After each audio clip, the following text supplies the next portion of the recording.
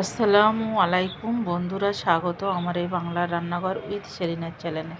আজকে সবার প্রিয়, আমি আজকে বাঙালিদের প্রিয় কচুর লতি রান্না করব। এই কচুর লতিটা কিভাবে রান্না করি আপনারা দেখতে থাকুন। কচুর লতিটা রান্না করতে সামান্য কিছু উপকরণ লাগে, কিন্তু এই কচুর লতির স্বাদ অসাধারণ হয়, খেতে খুবই মজার হয়। কচুর লতিটা সঠিকভাবে না রান্না করলে আপনাদের গলা ধরতে পারে বা অনেক রকম সমস্যা হতে পারে। ওই জন্য কচুর লতিটা দরকার সঠিকভাবে রান্না করার জন্য। সবার প্রথমে আমি কচুর লতিগুলো খুব সুন্দরভাবে পরিষ্কার করে কুটে নেব।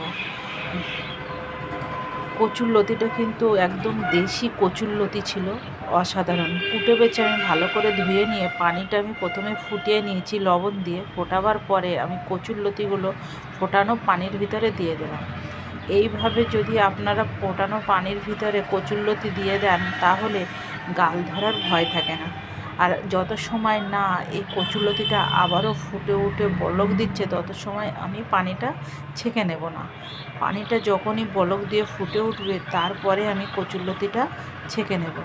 কিন্তু সঠিকভাবে রান্না করলে কচুরলতি অসাধারণ লাগে। একটা অসাধারণ রান্না, সামান্য রান্না, অল্প উপকরণেই রান্না হয়ে যায়। আমার কচুরলতিটা ভালো রকম ফুটে গেছে, এবার আমি পানিটা ঝরিয়ে নেব।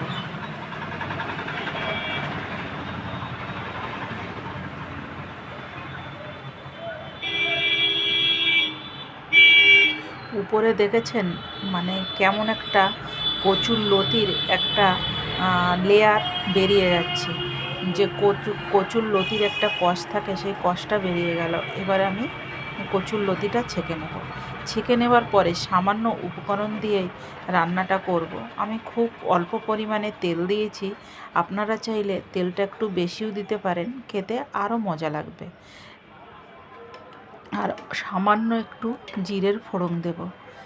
দিয়ে জিরেটা কিন্তু আমার খুব পছন্দের জিনিস। জিরে ফোড়ন দিলে এই কচুরলতিটা আরও অসাধারণ একটা স্বাদ এনে দেয়। আর আমি অল্প কিছু পেঁয়াজ আর লঙ্কা চেরা দিয়ে দিলাম। এবার আমি আরও ভালো করে এইগুলো ভেজে নেব।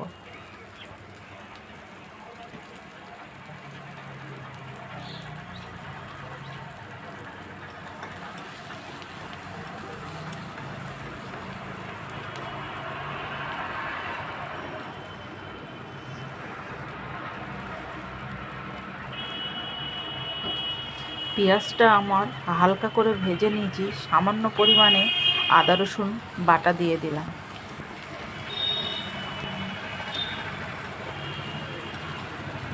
আদা রসুন বাটাটা কিন্তু বেশি দিলে ভালো লাগবে না, সামান্য দিতে হবে কচুর লতির পরিমাণে। খুব বেশি হলে লতিটা খেতে ভালো লাগবে না। সঙ্গে আমি চিংড়ি মাছ জাল দিয়ে রেখেছিলাম, সেই চিংড়ি মাছটা ওর সঙ্গে ভেজে নিচ্ছিলাম।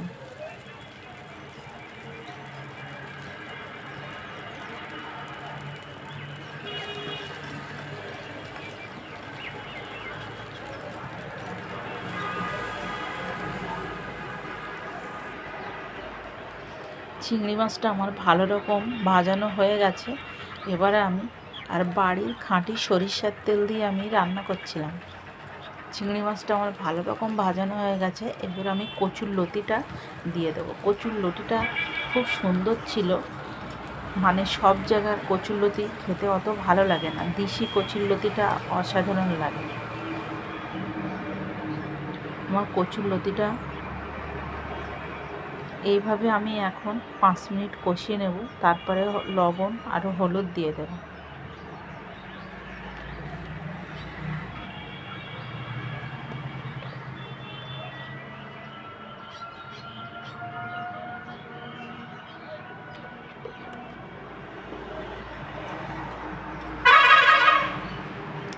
আবারও ফের আমি নাড়িয়ে চাড়িয়ে নেব। এখন যত সময় না এই পানিটা শুকিয়ে যায়।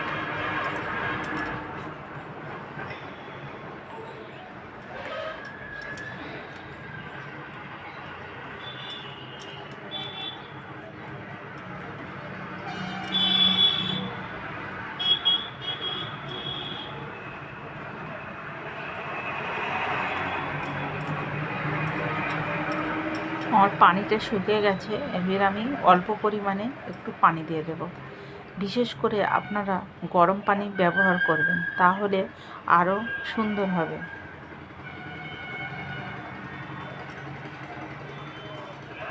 আমি লতিতে গরম পানি ব্যবহার করব।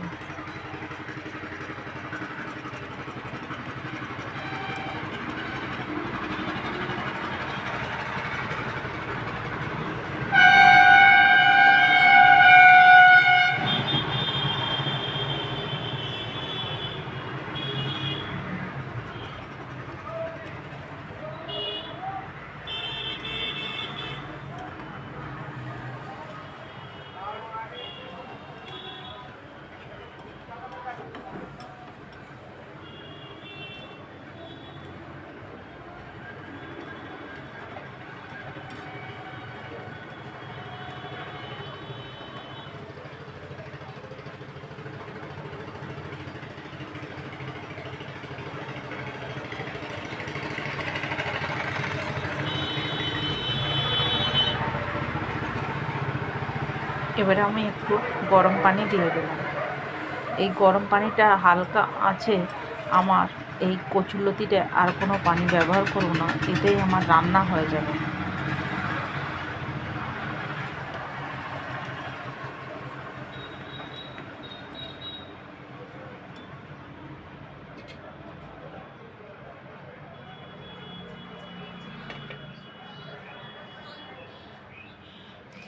একদম অল্প উপকরণে অল্প তেল মশলা দিয়ে আমি এই রান্নাটা করলাম। আমার রান্নাটা হয়ে গেছে, আলহামদুলিল্লাহ অনেক সুন্দর হয়েছে। আপনারা চাইলে এইভাবে খেতে পারেন বা ঝোলটা আরেকটু শুকনো করে নিতে পারেন। আমি ঝোলটা আরেকটু শুকনো করে নেব।